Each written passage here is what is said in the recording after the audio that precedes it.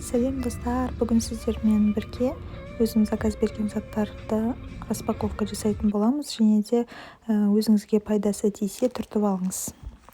Қазір берген заттарыма бірге ашып көреміз, және де не үшін қажет екенін түсіндіретін боламын. Осыдан 2 күн бұрын стоматологтың приемында болғанбыз, және де өзімді кішкентай баламды көрсеткен болатынмын. Сол кісінің рекомендациясы бойынша осындай реминерализация жасайтын негізі гель пастаға заказ бердік. Бұны самостоятельно қолданса болады. Негізі 10 минутқа жағып қойып, кейіннен шайып тастауға болады. Тістің эмалін қатайтады екен, және де жетіспейтін минералдарды толықтырады.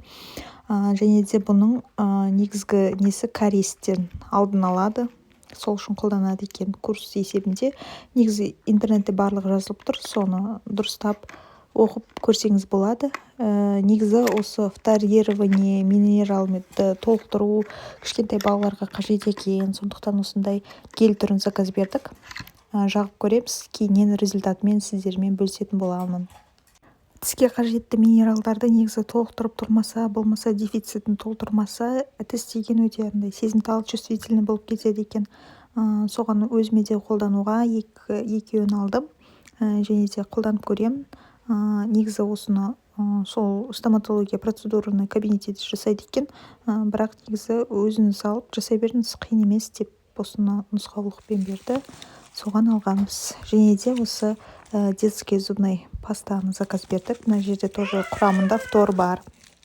Және фторсыз 2 зубной пастаны алып, чередовать етіп негізі қолданып тұру керек екен. Және де кішкентай баланың тісін бірінші тісі шыққаннан бастап күтім жасап, гигиенасына сақ болу керек екен. Соған негізі көбінесе адамдар мән бермейді ғой. Негізі молочный зубты барынша сақтау керек. Тағы да бөлек видео түсіретін боламын осы туралы.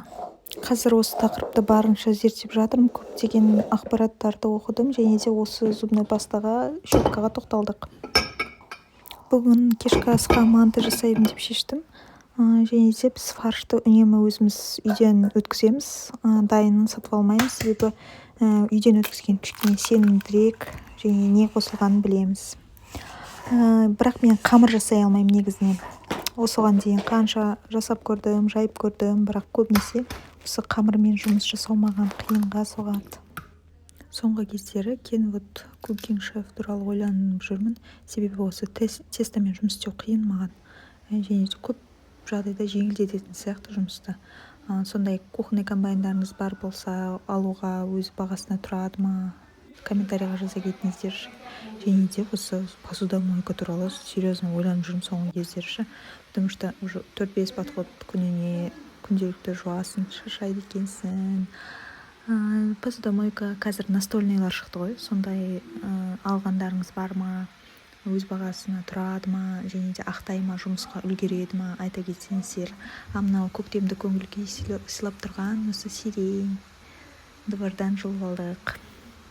Осы 1-2 күннен бері мен озвучкамен видео түсіріп жүрмін, потому что өзімнің аудиториямды тапқым келеді, және де осы видео форматты қайсысы ұнайды, соны түсіргім келіп жүр. Және де осы оладушки пісіреміз. Мынау манты бүгінгі піскен, қамыры сәл қалыңдау болып қалды. Айттым, мен жұмыс жасай алмаймын. Бірақ дәмі деген керемет шықты. Сол үшін ойланып жүрмін көп нәрсені, және де өзімнің видео стилімді, форматымды ауыстырып, сіздерге қай формат больше ұнайды, жазыла кетіңіздер каналға.